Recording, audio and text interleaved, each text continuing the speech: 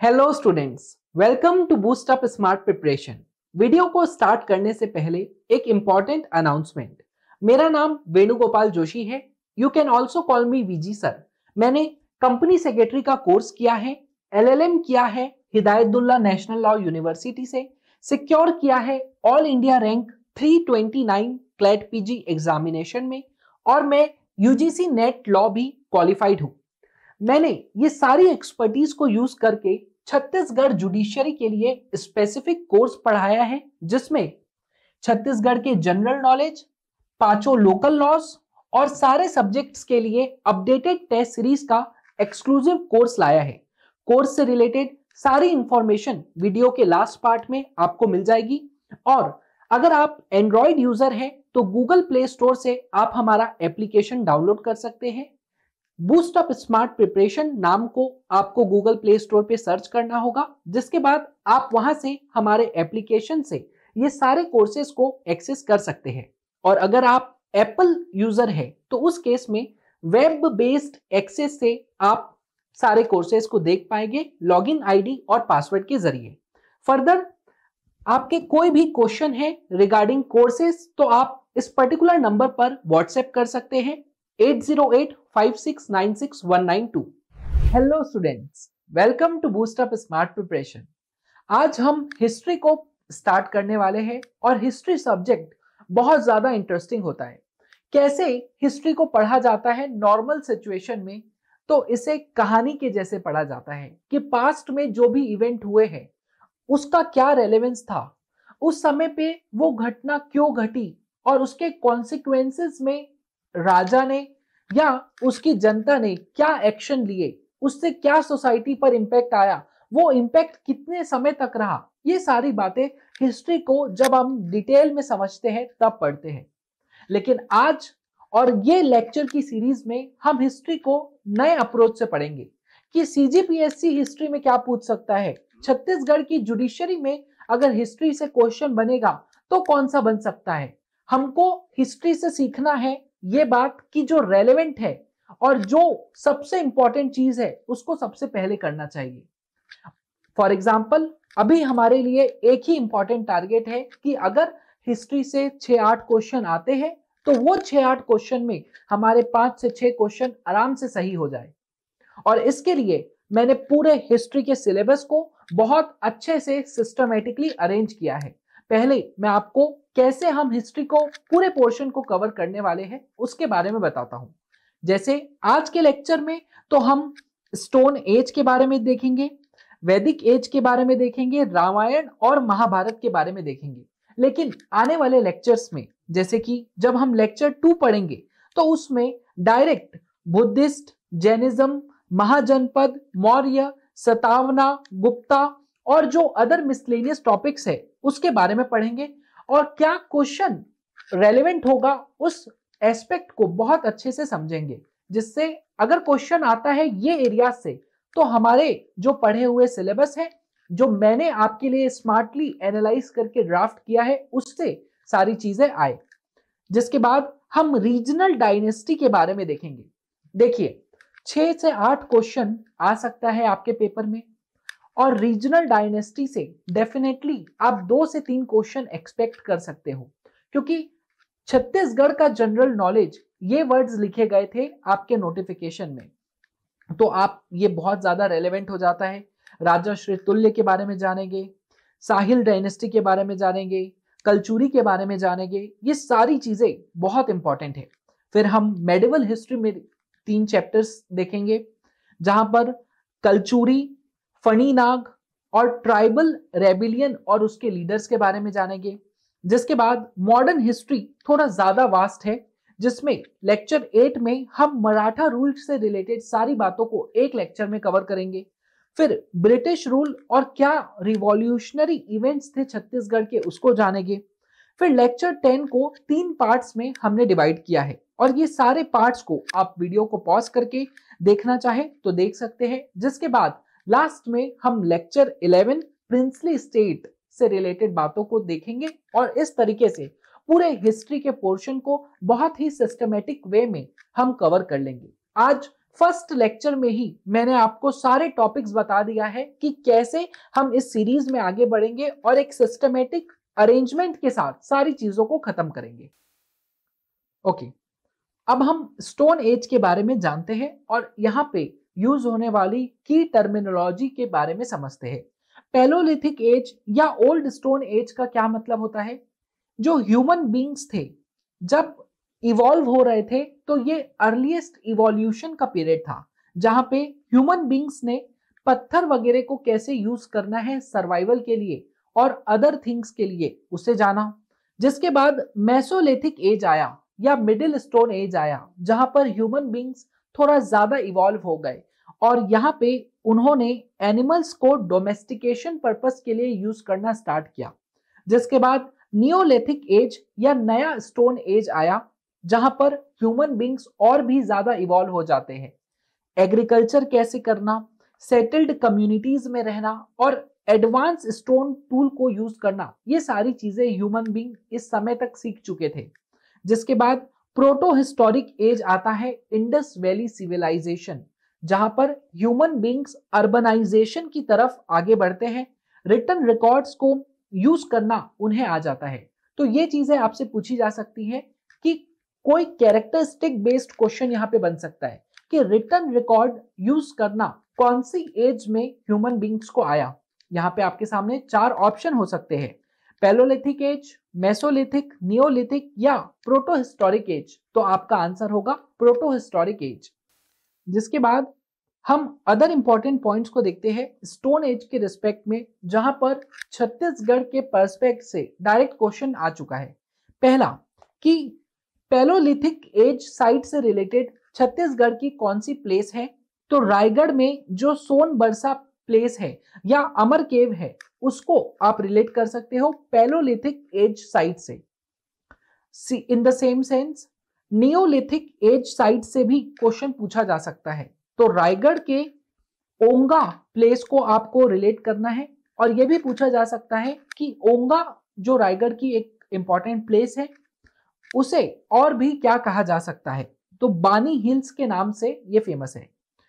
भैंसागिरी जो रायगढ़ की प्लेस है, अगेन वो नियोलिथिक एज साइट से रिलेट करता है। जिसके बाद चितवांग डोंगरी जो बालोद की प्लेस है, ये भी नियोलिथिक एज साइट से बहुत इंपॉर्टेंट है। जिसे डिस्कवर किसने किया था यह भी पूछा जा सकता है। तो आंसर होगा भगवान सिंह बघेल और रामेंद्र नाथ मिश्रा ने। इस चितवान डोंगरी जो बालोद की साइट है, वहां पर कितनी रॉक पेंटिंग्स है? तो 27 रॉक पेंटिंग्स है। उसमें से जो 3 रॉक पेंटिंग्स है वो नियोलिथिक एज से रिलेट करता है। चितवांग डोंगरी रॉक पेंटिंग जो है वो कल्चरल एक्सचेंजेस के बारे में बताता है, चाइनीज आर्ट और ट्रेडर से रिलेटेड। और जो बालोद की अंजुरी प्लेस है वो रिलेट करता है आपका नियोलिथिक एज साइट से। ये सारे वन लाइनर्स के रूप में आपको दिए गए इंफॉर्मेशन है, जिसे मैंने ऑलरेडी बहुत फिल्टर करके आपके सामने रखा है। डायरेक्टली आपको ब्लैंक पेज में इसके नोट्स बनाना है और 1 बाय 1 ये सारे फैक्ट्स को याद करते जाना है।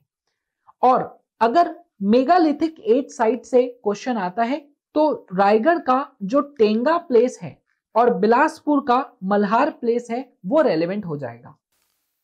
ओके, कुछ और इंपॉर्टेंट वन लाइनर्स को हम देखेंगे जो एक पेज में खत्म हो जाएगा। जिसके बाद हम डायरेक्टली एमसीक्यूज को स्टार्ट करेंगे। अगर आपसे पूछा जाता है कि छत्तीसगढ़ की सबसे ओल्डेस्ट केव कौन सी है, तो सिंघारपुर केव जो किस माउंटेन पर है? तो काबरा माउंटेन पर।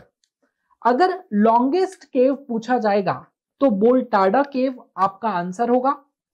3 लाख साल पुराना स्टोन टूल कौन सी प्लेस पर मिला है? साहेल टेकरी काकेर, ये भी आपको याद रखना है। Ancient rock painting of Charama Kanker shows possible evidence of alien. तो जो चरामा काकेर की एंशियंट रॉक पेंटिंग्स है वो पॉसिबल एविडेंस बताती है कि एलियंस भी मौजूद थे। तो ये क्वेश्चन बहुत इंपॉर्टेंट हो जाता है। मेगालिथिक फेंस सबसे ज्यादा बालोद में है। रायगढ़ को और कौन से नाम से जाना जाता है? तो होम ऑफ रॉक शेल्टर। क्यों इसे ऐसा कहा जाता है? क्योंकि यहाँ पे बहुत ज्यादा प्री हिस्टोरिक केव पेंटिंग्स और पैलोलिथिक साइट पाई जाती है, इस वजह से रायगढ़ को होम ऑफ रॉक शेल्टर के नाम से जाना जाता है। जो सिंघारपुर केव था, ओल्डेस्ट केव कारबा माउंटेन पर जो सिचुएटेड था, वो रायगढ़ डिस्ट्रिक्ट में है, जिसे भिमबेटका ऑफ छत्तीसगढ़ भी कहा जाता है। ये केव सदर्न फुट ऑफ चनवारधल माउंटेन पर सिचुएटेड है, जो कि हसदेव और मंद रिवर बेसिन के बीच में आता है, जिसे डिस्कवर किया था एंडरसन ने 1910 में और असिस्टेंट CJ वेलिंगटन ने।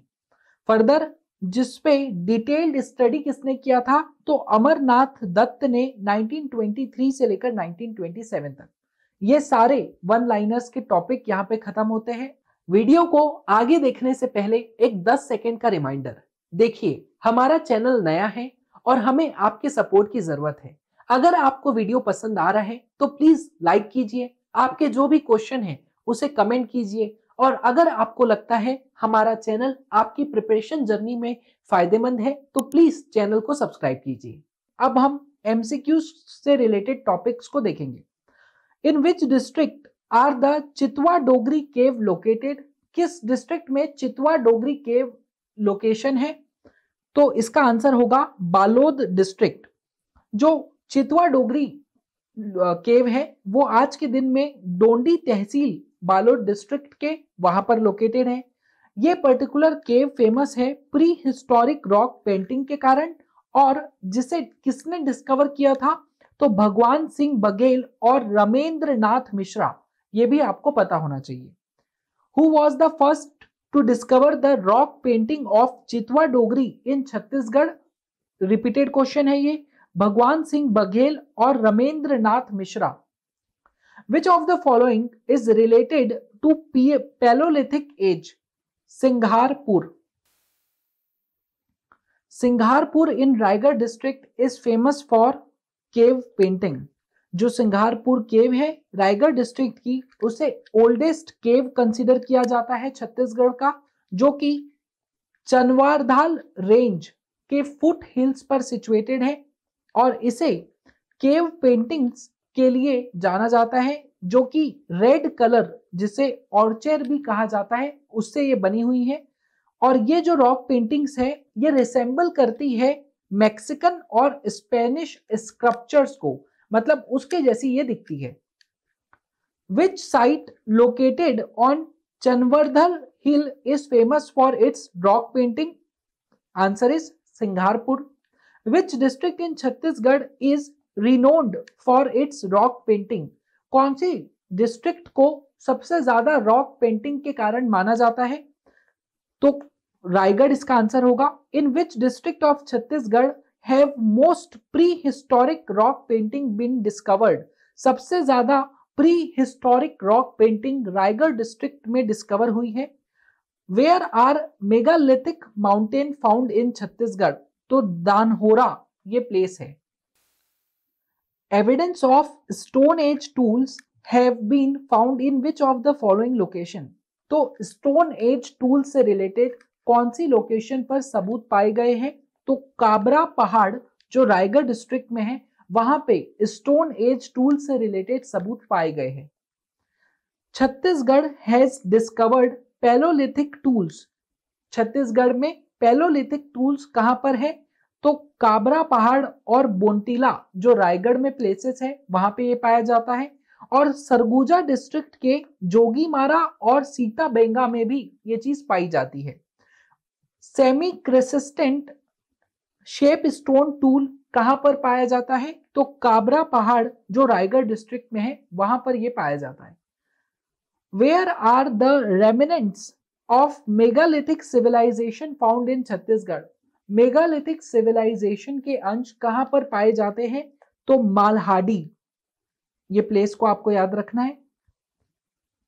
Remnants of megalithic civilisation has been found in Malhar Bilaspur, जो बिलासपुर में मल्हार प्लेस है वहां पर, और रायगढ़ में जो तेंगा प्लेस है वहां पर ये रेमिनेंट्स मतलब जो अंश है मेगालिथिक सिविलाइजेशन के वो पाए जाते हैं।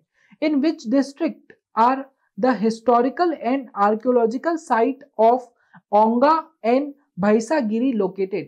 तो जो ओंगा और भैसागिरी हिस्टोरिकल साइट है वो किस डिस्ट्रिक्ट में पाई जाती है? तो आंसर होगा Raigarh. Among the following location in Chhattisgarh where has a menhir, menhir मतलब stone pillar from stone age been found? तो कहां से menhir पाया जाता है? करका भट्ट जो जगह है वहां से ये पाया जाता है। Which of the following cave is famous for Paleolithic rock paintings? Answer is Singharpur. Already Singharpur के बारे में इंफॉर्मेशन हमने देख चुका है। सिंघारपुर in Raigad district is famous for rock paintings. The famous Kabra Pahad या Kabra cave is known for its prehistoric cave paintings and it is located in Raigad district. Which cave in Chhattisgarh are honored with holding some of the oldest statues of earth? सबसे पुराने statue अर्थ के यहाँ पे है और ये resemble करता है मैक्सिकन और स्पेनिश स्क्रप्चर्स को। तो आंसर है सिंघारपुर caves. In which of the following location in Chhattisgarh have remnants of megalithic civilization being found? Tenga. In which district is Karba Pahad located? The answer is Raigad district. Karba Pahad is located in Raigad district. It is renowned for prehistoric Paleolithic cave painting and stone tools. तो ये बहुत repeated question है और ये हमने cover कर लिया है। Among the following ancient rock art site found in Chhattisgarh, which one is not located in Raigad district? तो रायगढ़ डिस्ट्रिक्ट में कौन सी आर्ट साइट लोकेटेड नहीं है? तो इसका आंसर है मंतर। ये बस्तर पर रिलेट करता है और ये पैलोलिथिक साइट है। बाकी ये आंसर्स आपको याद रखना है जो रायगढ़ डिस्ट्रिक्ट से रिलेट करता है। भैंसनाजर, बेनीपट और अमर गुफा। इन वैदिक period What was Chhattisgarh known as among the following? यहां पे बहुत सारे स्टूडेंट्स का आंसर गलत हुआ होगा। सबने दक्षिण कौशल को डायरेक्टली टिक कर दिया होगा, लेकिन पूछा क्या गया है कि वैदिक पीरियड के समय में छत्तीसगढ़ को किस नाम से जाना जाता था। वैदिक पीरियड के समय में ऐसा कोई एविडेंस नहीं है जो ये साबित कर सके कि छत्तीसगढ़ को दक्षिण कौशल कहा जाता था। Hence, the correct option will be option E, none of the above.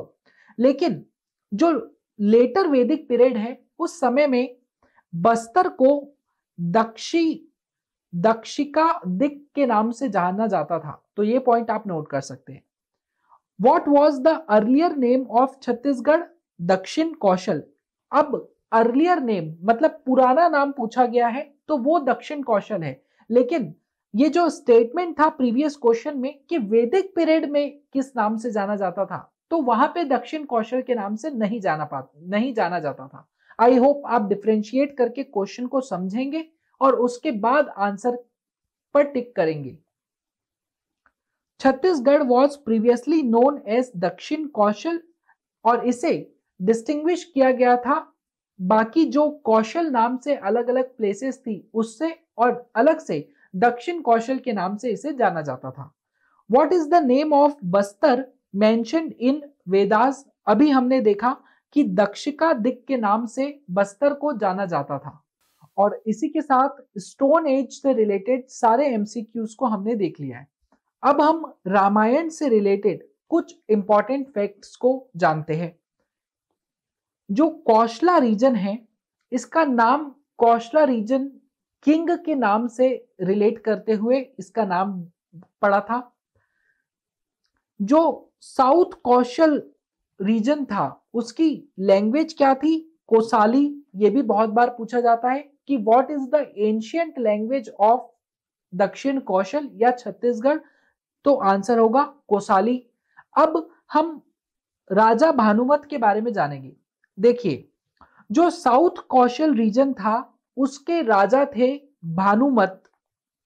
उनकी बेटी भानुमति जिसे कौशल्या के नाम से भी जाना जाता है, राम भगवान की मां, वो कौशल्या की शादी होती है राजा दशरथ से।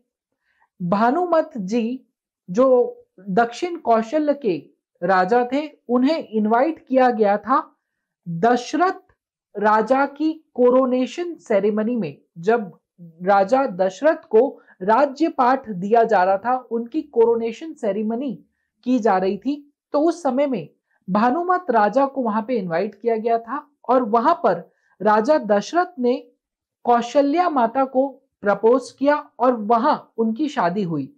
क्योंकि जो राजा भानुमत थे, उनके कोई भी सन नहीं थे, पुत्र नहीं थे, इस वजह से जो राजा दशरथ थे, उन्हें साउथ कौशल्य का पूरा राजपाट मिला।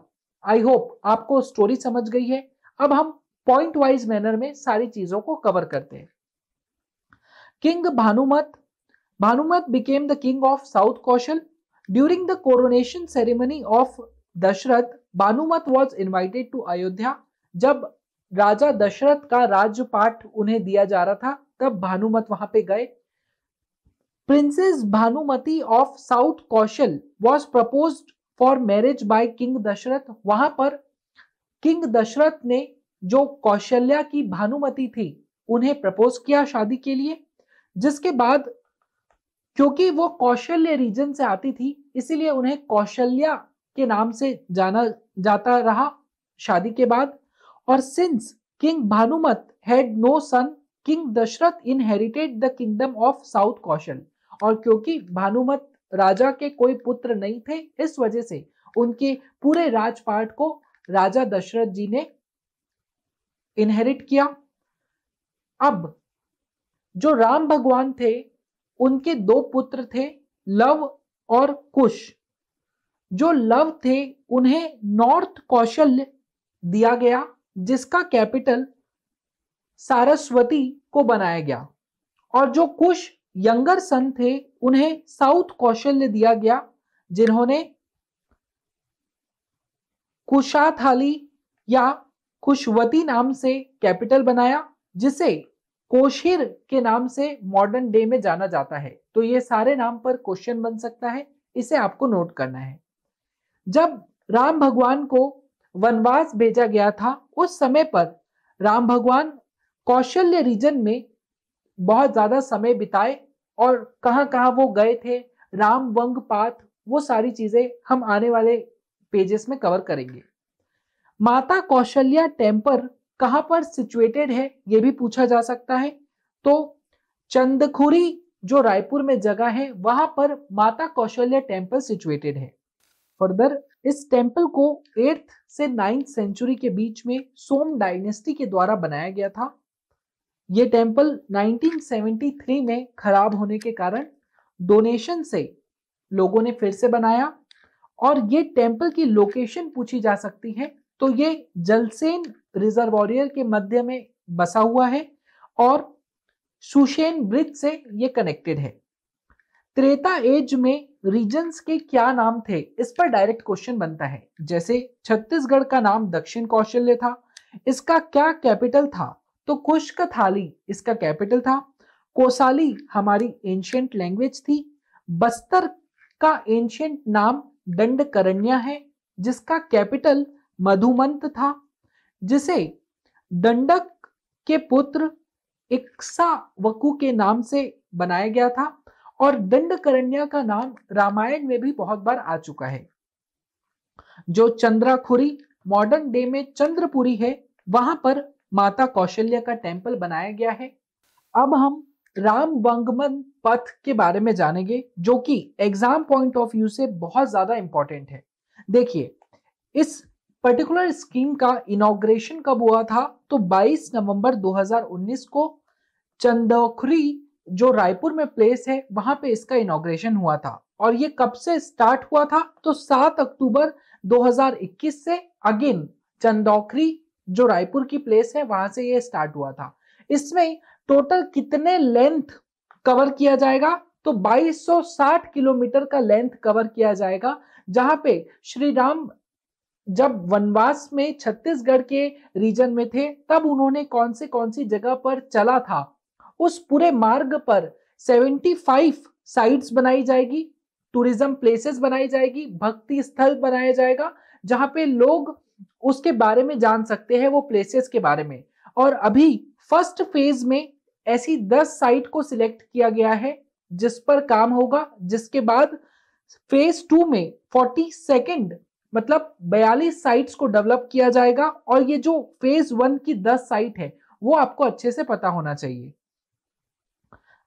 Research and sources further, Munna Lal Yadav के दंडकारण्य रामायण के हिसाब से और डॉक्टर हेमू यदु के छत्तीसगढ़ पर्यटन में राम वंगमन पथ के रिसर्च के हिसाब से यह कहा जा सकता है कि भगवान श्री राम जब 14 साल के वनवास में गए थे तो उन्होंने 10 साल से लगभग समय छत्तीसगढ़ के डंडक फॉरेस्ट में बिताया था। वाल्मीकि रामायण के हिसाब से भगवान श्री राम छत्तीसगढ़ में बनस रिवर के माध्यम से आए थे, तो ये रिवर पर भी क्वेश्चन बन सकता है, तो आपको याद रखना है। और वो सबसे पहले मनेन्द्रगढ़ चिरमिरी भरतपुर डिस्ट्रिक्ट में पहुंचे थे, जो कि पहले कोरिया डिस्ट्रिक्ट का पार्ट था। और वहां में सीतामरहाई हरचौका ग्रह में उन्होंने सबसे पहले कदम रखा था। अब हम साइट्स के बारे में जानेंगे जो कि फेज 1 के डेवलपमेंट के लिए सिलेक्ट किया गया है।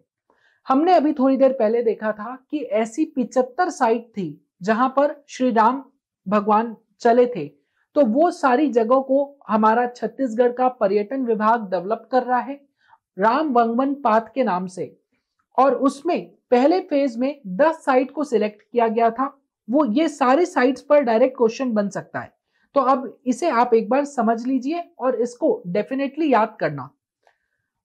गह ग्रह सीतामरहारी हरचौका जो मनेन्द्रगढ़ चिरमिरी भरतपुर डिस्ट्रिक्ट में आता है, जहां पे माना जाता है कि भगवान श्री राम का एंट्री पॉइंट था छत्तीसगढ़ के लिए, उसे एक साइट का दर्जा दिया गया है।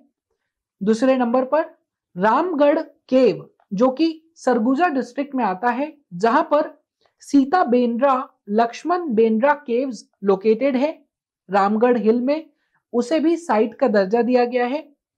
शिवरी नारायण खरोद जो जहांगीर चांपा डिस्ट्रिक्ट के अंदर आता है, जहां पे भगवान श्री राम ने शबरी माता के झूठे बेर खाए थे, उसे साइट का दर्जा दिया है। तृतीया आश्रम जो बलोदा बाजार में है, जहां पर बरनावपारा सेंचुरी है, वहां पे जो सेंट वाल्मीकि जी का आश्रम है, जहां लव और कुश पैदा हुए थे, ये श्री राम भगवान के पुत्र है, इसे भी साइट का दर्जा दिया गया है। चंदखुरी चंपारण रायपुर में जो सिचुएटेड है, जहां हमने अभी पढ़ा था कि कौशल्या माता का मंदिर है, उसे साइट का दर्जा दिया गया है। जिसके बाद गरियाबंद में जो राजिम प्लेस है, जहां पे राम भगवान के ग्रैंड पेरेंट्स रहते थे और सेंट लोमेश का आश्रम है, वो पर्टिकुलर प्लेस को भी एक साइट का दर्जा दिया है। जिसके बाद सप्त रिंगी आश्रम जो धमतरी में है, वो भी इसमें इंक्लूडेड है। जगदलपुर जो कि बस्तर जिले के अंदर दलपत सागर चित्रकूट और तीरथगढ़ प्लेस है, वहां पे एक साइट होगा। और ये साइट का क्या रेलेवेंस है, यहां पर जो राम भगवान है उन्होंने धरती माता की पूजा की थी। रामाराम जो प्लेस है सुकमा में, और मुकुंदपुर नगरी धमतरी की, उसे भी ये 10 साइट के अंदर इंक्लूड किया गया है। तो हमने ये 10 साइट के बारे में जाना, इंपॉर्टेंट साइट की रेलेवेंस के बारे में जाना, क्योंकि उस पर भी क्वेश्चन बन सकता है, और ये एटलीस्ट 10 साइट्स आपको अच्छे से याद होनी चाहिए। ओके, अब हम इंपॉर्टेंट आश्रम के बारे में देखेंगे। ऐसे तो छत्तीसगढ़ में 25 से 30 आश्रम इंपॉर्टेंट है, लेकिन उसमें से भी मैंने ये 4 इंपॉर्टेंट आश्रम निकाला है, और जो हमने वांगमन पथ के 10 साइट में एक आध एक्स्ट्रा आश्रम देखा है, वो भी इंपॉर्टेंट है। यहाँ पर जो सेंट आरती का आश्रम है, जो सीता मरहाई हर चौका मनेन्द्रगढ़ चिरमिरी भरतपुर में लोकेटेड है, वो पूछा जा सकता है। और इसमें कैसे क्वेश्चन बनेंगे, तो आश्रम का नाम पूछ लेगा या उसकी लोकेशन पूछ लेगा या लोकेशन पूछ लेगा और उस लोकेशन पे कौन सा फेमस सेंट का आश्रम है, इस तरीके से क्वेश्चन बनाए जा सकते हैं। सेकंड नंबर पे जो मतंग साधु का आश्रम है वो कहां पर है, शिवरी नारायण, और शिवरी नारायण जहांगीर चांपा डिस्ट्रिक्ट का पार्ट है। सेंट लोमाश का आश्रम राजिम गरियाबंद में है और सेंट कंक का आश्रम कांकेर में है। In the epic Ramayana Bastar is mention by what name, किस नाम से बस्तर को जाना जाता था, तो दंडकरण्या के नाम से बस्तर को जाना जाता था। What was the name of Chhattisgarh in ancient time in both Ramayana and Mahabharata, तो दक्षिण कौशल के नाम से जाना जाता था। What is the name of the ancient language of Chhattisgarh, हमने ऑलरेडी इसे पढ़ा है, Koshali. What is the ancient name of language spoken in Chhattisgarh known as Chhattisgarhi today, तो एंशियंट लैंग्वेज जो है वो दक्षिण कोशाली ऑप्शन के हिसाब से होगा, और जो कोशाली लैंग्वेज है वही आज के समय में छत्तीसगढ़ी के नाम से जाना जाता है। To which sage is Trutiya in Chhattisgarh associated, जब हमने 10 साइट के बारे में पढ़ा था तो वहां पे हमने एक साइट जाना था जो कि वाल्मीकि सेज से रिलेटेड था, जहां पे लव और कुश पैदा हुए थे, और ये आश्रम ट्रुटिया आश्रम के नाम से जाना जाता है, जो कि बलौदा बाजार डिस्ट्रिक्ट में स्थित है। और यहां पर लॉर्ड राम और सीता के जो पुत्र है लव और कुश, इनका जन्म हुआ था। Which location on the Ram Vangman Path Parikrama Ram Forest Walk Tourism Path is considered the ashram of sage Matang, तो शिवरी नारायण जो कि जहांगीर चांपा डिस्ट्रिक्ट में आता है। The Shivri Narayan location on the Ram Vangaman Path Parikrama is recognised as ashram of sage Matang, ये बात मैं आपको ऑलरेडी बता चुका हूं और ये बहुत बार रिपीट हो रहा है, इट मींस ये बहुत इंपॉर्टेंट क्वेश्चन है। According to popular belief correctly match the location of Ramayana era Chhattisgarh with their associated belief.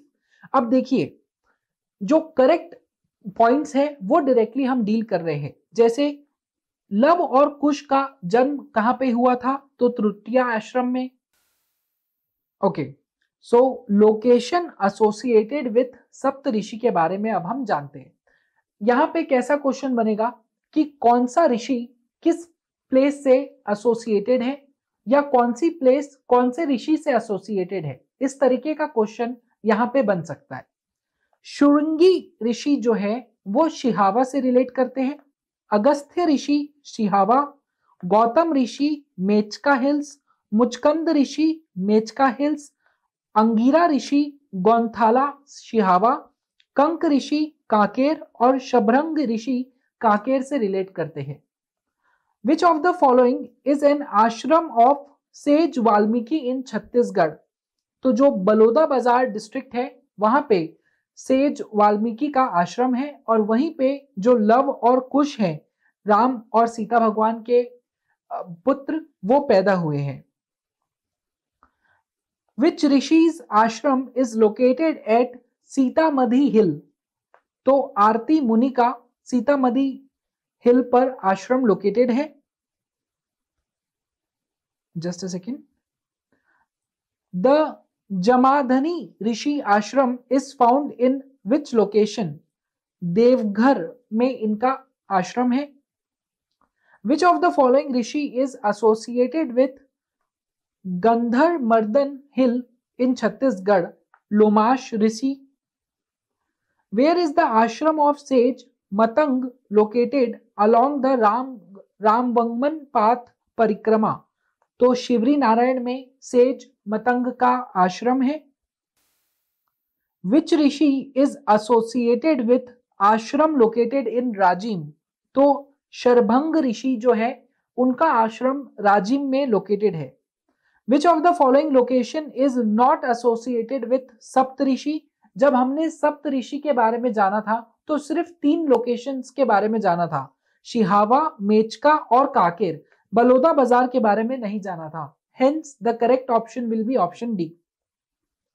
Where is Shabari temple located? अब आपको ये क्वेश्चन में डिफरेंशिएट करना है कि शबरी टेम्पल पूछा है कि शबरी आश्रम। अगर शबरी टेम्पल पूछा है तो वो खैराड़ी में लोकेटेड है, लेकिन जो शबरी आश्रम है वो शिवरी नारायण प्लेस पर लोकेटेड है। According to local tradition, where did lord Ram eat Shabari's half eaten berries? Shabari के झूठे बेर राम भगवान ने कहां पर खाए थे? तो शिवरी नारायण में। कुछ स्टूडेंट्स यहाँ पे खैराड़ी में टिक कर देंगे, लेकिन राइट आंसर होगा Shivri Narayan. Which rishi's ashram is believed to be birth place of Luv Kush? तो Valmiki rishi. Where is the temple of Mata Kaushalya located? Chandakhuri. During the exile at which place is it believed that Lord Rama entered this state? तो हरचोका से राम भगवान की entry हुई थी छत्तीसगढ़ में। और इससे रिलेटेड कॉन्सेप्ट को एक बार और रिवाइज कर लेते हैं कि लॉर्ड राम 10 साल छत्तीसगढ़ के डंडक फॉरेस्ट में बिताए हैं। वाल्मीकि रामायण के हिसाब से भगवान राम छत्तीसगढ़ में बनस रिवर के माध्यम से आए थे और मनेन्द्रगढ़, चिरमिरी, भरतपुर जो कि उस समय में कोरिया डिस्ट्रिक्ट का पार्ट था, वहां से आए थे। और उनका पहला कदम पड़ा था सीतामढ़ी हरचौका में। तो ये सारे पॉइंट्स पर क्वेश्चन बन सकता है। From which district did lord Ram enter Chhattisgarh? तो कोरिया डिस्ट्रिक्ट ऑप्शन के हिसाब से। Who is the author of the book Chhattisgarhi Ramayana? तो मन्नू लाल यदू जो है वो इस बुक के ऑथर है।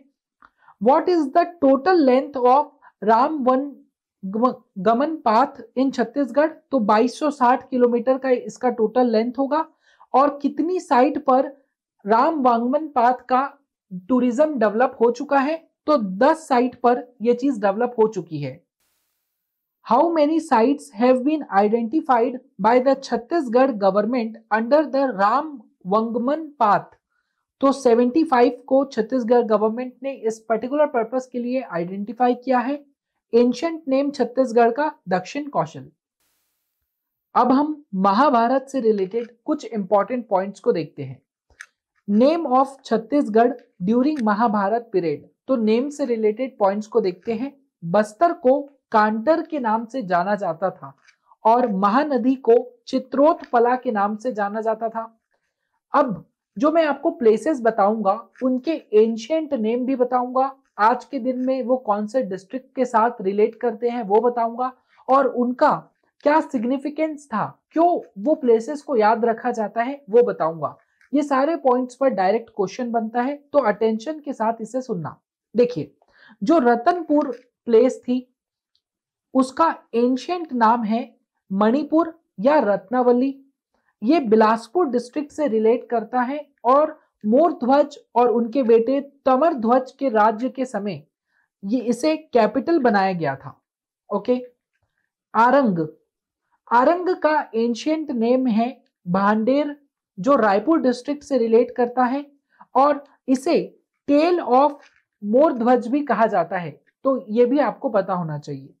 कल्हारी, कल्हारी का एंशिएंट नेम है खालावतिका और ये महासमुंद डिस्ट्रिक्ट से रिलेट करता है और ये जाना जाता है लक्षघिर के कारण और भीम खोज के कारण। लक्षघिर का मतलब होता है लेक हाउस और भीम खोज मतलब जो पांडव थे उसमें से जो भीम था उसका फुटप्रिंट यहाँ पे मिला है। सिरपुर जो है उसका एंशिएंट नेम चित्रांगदापुर है और ये महासमुंद डिस्ट्रिक्ट से रिलेट करता है। क्या सिग्निफिकेंस था सिरपुर का? तो जो अर्जुन थे उनके पुत्र भाभुरवहन का ये कैपिटल था।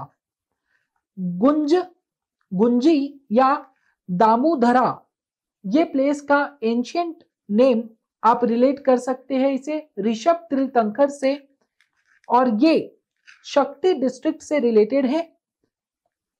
वन पर्व जब महाभारत का वन पर्व होता है तो उससे इस पर्टिकुलर प्लेस को लिंक किया जाता है। Okay, so which of the following statement is not true regarding the legend of Mayur Dhwaj, the Haihaya dynasty king of Ratanpur in Chhattisgarh as mention in Purana? अच्छा, तो ये अश्वमेधा घोड़े से रिलेटेड क्वेश्चन है। ओके, यहां पर आपको मैं एक शॉर्ट स्टोरी बताता हूं कि आखिर आरंग का नाम आरंग कैसे पड़ा। ओके, देखिए, जब महाभारत खत्म हुई उसके बाद पांडव को श्री कृष्ण कहते हैं कि आपको एक यज्ञ कराना पड़ेगा। अश्वमेधा नाम का यज्ञ पांडवों ने करवाया, जिसके बाद एक घोड़े को खुला छोड़ दिया गया और यह कहा गया कि ये घोड़ा जितने दूर तक जाएगा उतना सारा प्लेस पर स्टेट की सुप्रीमेसी होगी और राज्य का पूरा उतना ज्योग्राफिकल लोकेशन पर राज होगा। और इस घोड़े को प्रोटेक्ट करने का काम अर्जुन को दिया गया। जब घोड़ा 2-3 स्टेट को क्रॉस करते हुए रतनपुर की बाउंड्री पर पहुंचता है, तब वहां पर तमर ध्वज को यह घोड़ा दिखता है और तमर ध्वज को लगता है कि ये घोड़े को मेरे को रख लेना चाहिए, जिसके लिए अर्जुन और तमर ध्वज के बीच में लड़ाई होती है और तमर ध्वज जो मोर ध्वज के बेटे थे उनका एक बाण अर्जुन को लग जाता है। अर्जुन हो जाता है बेहोश, जिसके बाद तमर ध्वज वो घोड़े को लेकर वापस चले जाते हैं रतनपुर। अब अर्जुन को जैसे ही होश आता है उनके सामने श्री कृष्ण जी आ जाते हैं। वो अर्जुन को बताते हैं कि घोड़ा रतनपुर क्यों गया और वहीं की बाउंड्री में क्यों रखा, क्योंकि जो रतनपुर के राजा थे मोर ध्वज वो भगवान विष्णु के बहुत बड़े उपासक थे। अर्जुन को लेकिन इस बात पर बिलीव नहीं होता है। अर्जुन बोलता है कि मैं को टेस्ट करना है और मयूर ध्वज इतने बड़े डिवोटी है, इस बात का पता लगाना है। तो भगवान श्री कृष्ण और अर्जुन भेष बदल कर मयूर ध्वज के कोर्ट में जाते हैं। वहां पर मयूर ध्वज के सामने एक ऐसी सिचुएशन क्रिएट करते हैं जहां पर मयूर ध्वज को उनके बेटे तमर ध्वज का सेक्रीफाइस करना होगा और उनके जो बॉडी है उसे लायन को खिलाना होगा। यहां पर इस पर्टिकुलर सिचुएशन में मयूर ध्वज ने यह सेक्रीफाइस किया, जिसके बाद अर्जुन को बिलीव हुआ कि रतनपुर के जो राजा मोर ध्वज या मयूर ध्वज थे वो कितने बड़े डिवोटी थे विष्णु भगवान के। और इस वजह से कृष्ण भगवान ने जो तमर ध्वज जिसको आरी से काट कर लायन को खिलाया गया था उसे वापस प्राण दे दिए और वो जीवित हो गया। और क्योंकि उस पर्टिकुलर प्लेस में उस तमर ध्वज की बॉडी को आरी से काटा गया था, इस वजह से ये प्लेस का नाम आरंग पड़ा। Okay, so let's back to question. कौन सा स्टेटमेंट गलत है वो हमें देखना है। Which of the following statement is not true regarding the legend of Mayur Dhwaj, the Haihaya dynasty king of Ratanpur in Chhattisgarh as mention in Purana? पहला statement, Mayur Dhwaj was a contemporary of Pandav king Yudhishthir of Hastinapur. Yes, ये स्टेटमेंट सही है। He had a dispute with Arjuna regarding Ashvamedha horse. Yes, उनके साथ dispute भी था। Dispute को resolve किया था युधिष्ठिर ने? नहीं, डिस्प्यूट को कृष्ण भगवान ने रिजॉल्व किया था। मयूर ध्वज has had his body cut with a saw for this, और इसके लिए मयूर ध्वज ने उनकी नहीं उनकी बेटे की बॉडी को काटा था। Okay, according to ancient folklore, King Mayur Dhwaj is associated with which of the following places in Chhattisgarh? तो आरंग और रतनपुर दोनों से जो राजा मयूर ध्वज थे वो एसोसिएट थे और उनके बाद उनके बेटे तमर ध्वज या धीरज ध्वज ने उस पर्टिकुलर प्लेस पर राज किया। According to Mahabharat, which historical site in Chhattisgarh was known as रत्नावलीपुरी? तो Ratanpur. In which district of Chhattisgarh is Rishabh तीर्थ लोकेटेड? तो जहांगीर चांपा डिस्ट्रिक्ट में ऋषभ तीर्थ लोकेटेड है। और आज की डेट में हम बात करें तो ये शक्ति डिस्ट्रिक्ट से रिलेट कर देंगे।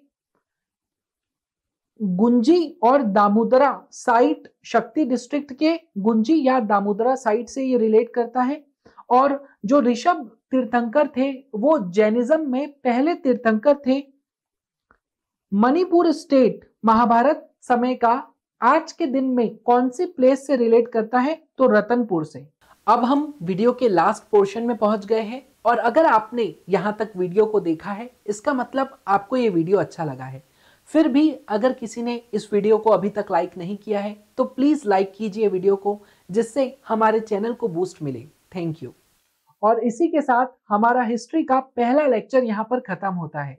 आई होप ये लेक्चर आपको पसंद आया होगा और मेरा ये काम है कि मैं आपको इंफॉर्मेशन को बहुत सिंप्लीफाइड तरीके से प्रोवाइड करूं और आपका ये काम है कि जो भी इंफॉर्मेशन मैं आपको बताऊं एटलीस्ट वो इंफॉर्मेशन आप अच्छे से याद रखें, उसके नोट्स बनाएं।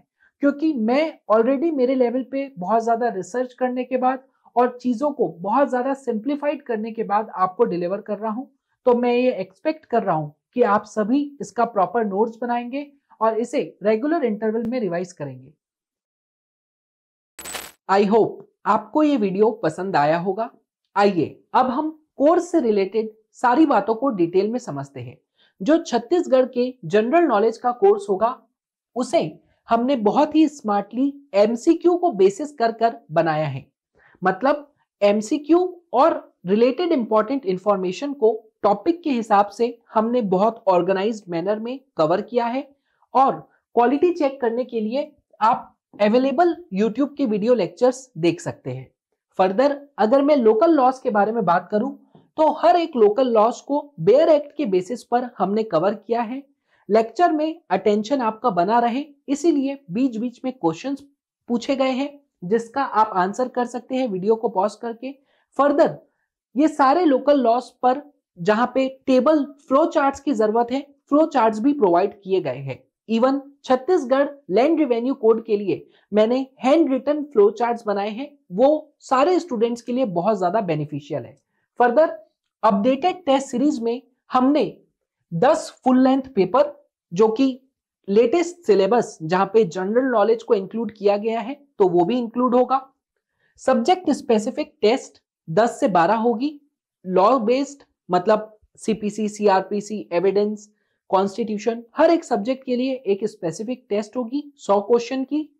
जनरल नॉलेज की मिक्स टेस्ट सीरीज होगी 10, जहां पे सारे जनरल नॉलेज के subject history, geography, tribe, art and culture, sports, current affairs, ये सारी चीजों को मिलाकर 10 क्वेश्चन पेपर बनेंगे, 50 क्वेश्चन ईच। और मेजर सब्जेक्ट जो है जनरल नॉलेज के history, geography, art and culture, tribe, ये सारे सब्जेक्ट की सब्जेक्ट स्पेसिफिक टेस्ट भी होगी। ये सारी बातें आपको अपडेटेड टेस्ट सीरीज में मिलेगी जिसका प्राइस बहुत कम रखा गया है 1499, लेकिन ये प्राइस लिमिटेड टाइम के लिए है। थोड़े समय बाद हो सकता है टेस्ट सीरीज के प्राइस बढ़ जाए और टेस्ट सीरीज से रिलेटेड टेस्ट कब होगा, क्या शेड्यूल होगा, वो सारी बातें कोर्स लेते समय आपको बता दी जाएगी।